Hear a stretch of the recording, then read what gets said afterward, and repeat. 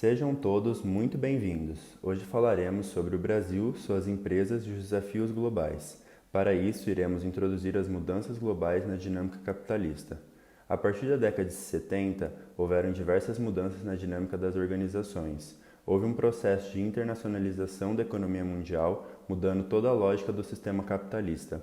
Tivemos abertura de mercados em países subdesenvolvidos, processo de fusões e aquisições, ondas de fragmentação da produção por meio das terceirizações e um mercado financeiro com maior mobilidade de capital. As grandes corporações começaram a literalmente decidir o rumo da economia. Com a abertura dos mercados, o mercado nacional passou a disputar espaço com concorrentes internacionais, que buscavam ampliar seu market share, buscando eficiência e acumulação.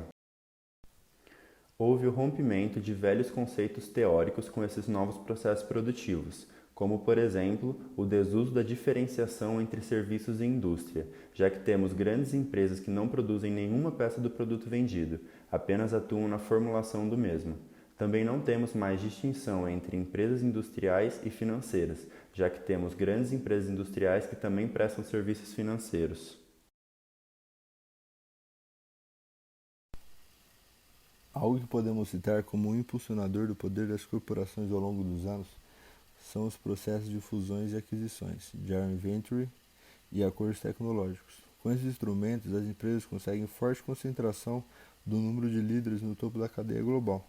Podemos citar um exemplo disso com o caso da BR Foods, que nasceu de uma fusão das duas maiores empresas alimentícias do Brasil, a Sadia e a Perdigão, tornando-se, assim, uma gigante no ramo de alimentos. Agora, olhando de outra perspectiva, temos a visão da concorrência afetada pelas fusões. Por exemplo, no caso da Embraer, que deixou de ser líder de mercado de aviões comerciais pequenos após a fusão da Bombardier com a Airbus. As transnacionais dominaram a economia e têm métodos que conseguem expandir muito seus lucros. Um desses métodos é o fracionamento da cadeia produtiva. Ele se baseia em um aproveitamento mais eficiente da diferença de dotação dos fatores produtivos das diversas regiões do mundo. Dessa forma, as corporações podem se fragmentar por meio de franquias, terceirizações e parcerias. Nessa estrutura, a transnacional pode permitir que pequenas empresas se relacionem com essas gigantes, formando redes capazes de inovar. Temos como exemplo desse método a Nike, que representa a maior empresa do mundo em seu setor, baseando seu método de produção em subcontrações para otimizar os custos dos fatores de produção. Visto isso, a empresa conta com uma sede localizada nos Estados Unidos, na qual acompanha-se de funcionários altamente qualificados e encarregados da parte criativa.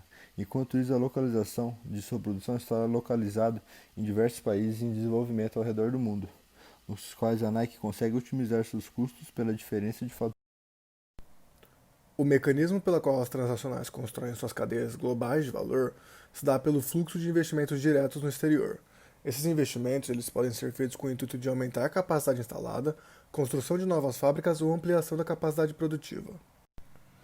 Elas podem direcionar o investimento direto estrangeiro por meio de algumas motivações, que são a busca por mercado e recursos naturais, busca de capacitação estratégica, ou seja, investir no exterior em busca de adquirir novas habilidades, e busca de eficiência, como por exemplo mão de obra mais barata.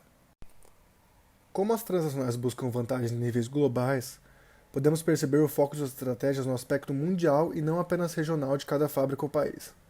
Visto isso, suas três principais estratégias são: estratégia autônoma, onde as filiais têm autonomia com relação à sua matriz; estratégia de integração simples, onde se faz uma transferência de parte da cadeia para locais que oferecem custos estratégicos; e estratégia de integração complexa, onde se pressupõe a integração de diferentes processos em várias localizações. O Brasil enfrenta uma extrema dificuldade de abertura no comércio exterior. Mesmo que os processos de transnacionalização da economia contribuíram para o crescimento econômico do país, não ocorreu no Brasil um significativo processo de abertura ao comércio exterior. Apenas houve um massivo fluxo de empresas no país. Além disso, temos outros fatores que podem explicar esse processo, que são privatizações de empresas públicas atuantes na área da infraestrutura, compras de médias e grandes empresas brasileiras por grupos estrangeiros e uma expansão do investimento das empresas globais que já tinham produção local.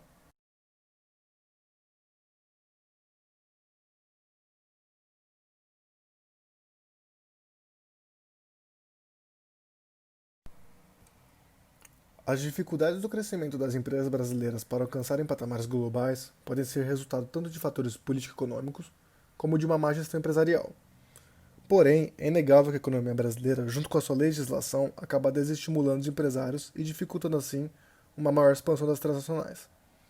Fatores como a burocratização comprometem a eficiência de qualquer tipo de empreendimento. Custos com logísticas e altas tarifas afastam o empresariado e o interesse de ampliar seu capital. E a ausência de mão de obra qualificada acaba desestimulando empresas brasileiras ao tentarem se tornar empresas internacionais.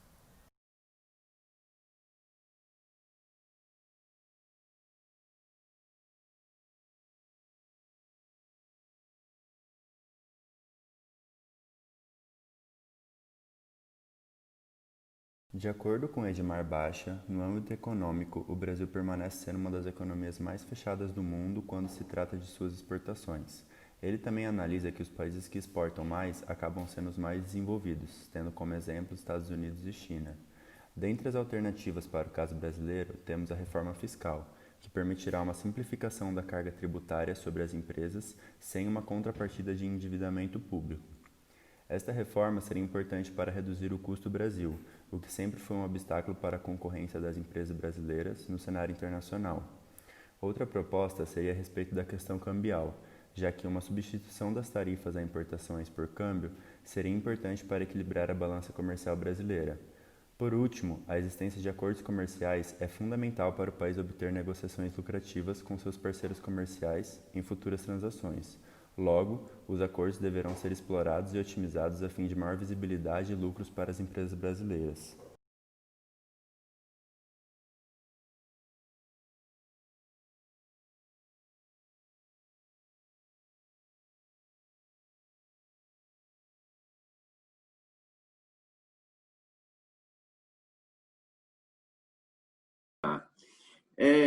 Na Positivo, nós temos uma posição muito clara sobre a concorrência.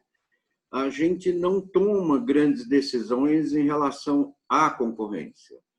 Decisão em relação à concorrência ela é só tática e momentânea. A decisão estratégica ela é sempre em função do nosso cliente. Então, você tem a decisão baseada em inovação permanente, né? Independente do que o concorrente está fazendo ou não. Tá? Em momentos muito pontuais, pode ser que a gente se preocupe com a concorrência, mas na maior parte do tempo, não. Nenhuma empresa ela consegue estar entre os líderes se ela toma decisões baseadas na concorrência. As decisões dela têm que estar baseadas no cliente dela. O que eu posso estar oferecendo de novo ao meu cliente, que produtos melhores eu posso criar para o meu cliente. Às vezes nós acertamos e às vezes erramos, mas basicamente esse é o nosso norte, é o cliente. O concorrente é secundário. Então, o problema é que, se você tomar decisão baseada no concorrente, você vai sempre estar correndo atrás e nunca correndo na frente. Tá?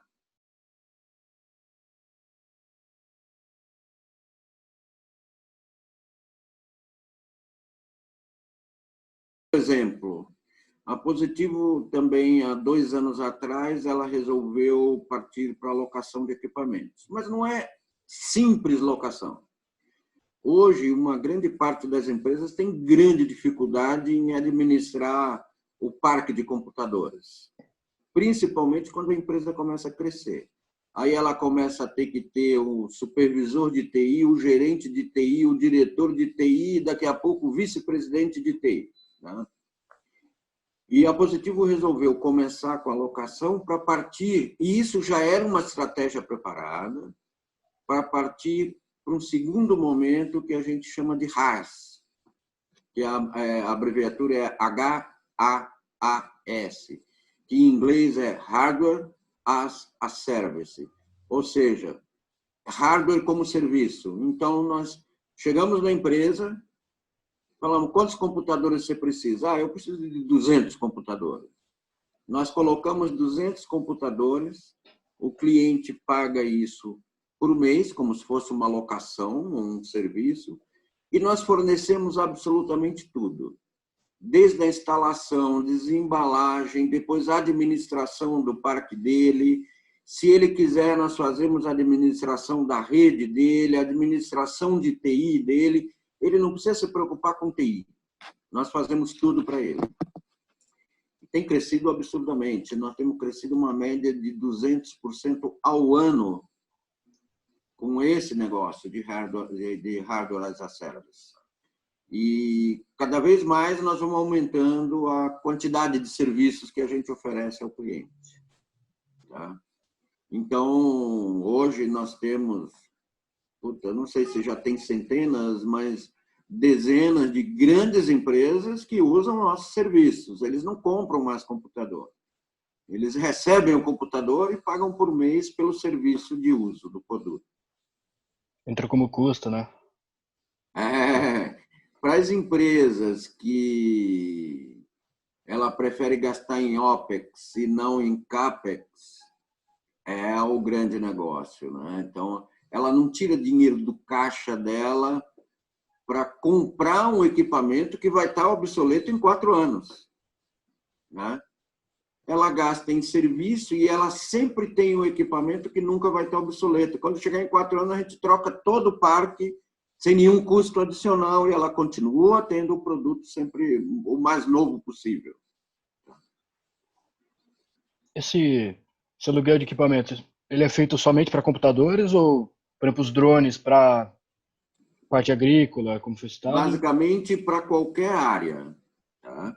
A área de agrícola não é a minha área, porque são núcleos de negócios diferentes, né?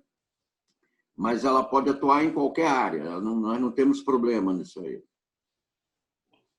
Por exemplo, eu vou dar um exemplo. Na área médica, que são os conjuntos da High Lab, para testes, nós fornecemos para as farmácias o equipamento inteiro. Custo é zero. A farmácia não paga nada por aquilo. Ela, à medida que ela vai fazendo os exames, ela nos paga como serviço.